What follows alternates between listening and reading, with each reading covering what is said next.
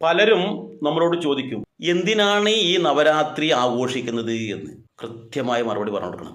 കഥകൾ എല്ലാവർക്കും അറിയാം. കഥയുടെ പിന്നിൽ ഒരു തത്വമുണ്ട്. ആ തത്വം കൃത്യമായി ജീവിതത്തിൽ പകർത്തിക്കഴിഞ്ഞാൽ, അതിനനുസരിച്ച് നമ്മൾ നവരാത്രി ആഘോഷിക്കുകയാണെങ്കിൽ ആദ്യത്തെ 3 ദിവസത്തെ ആഘോഷം കൊണ്ട് നമ്മൾക്ക് നല്ല ആരോഗ്യം ഉണ്ടാക്കിയെടുക്കാൻ പറ്റും. സാക്ഷാൽ ശക്തി ദേവിയുടെ പ്രതീകമായിട്ടുള്ള ആരോഗ്യം ഉണ്ടാക്കാൻ പറ്റും.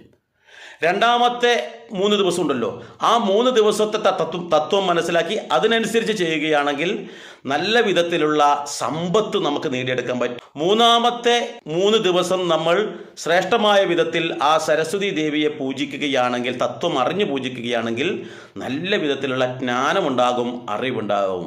എന്ന് വെച്ചാൽ ഒരു മനുഷ്യൻ്റെ ജീവിതത്തിൽ ശക്തിയും സമ്പത്തും അറിവും ഉണ്ടെങ്കിൽ ജീവിതത്തിൻ്റെ എല്ലാ മേഖലകളിലും വിജയിക്കാം എന്നുള്ളത് തന്നെയാണ് ഇതിൻ്റെ തത്വം.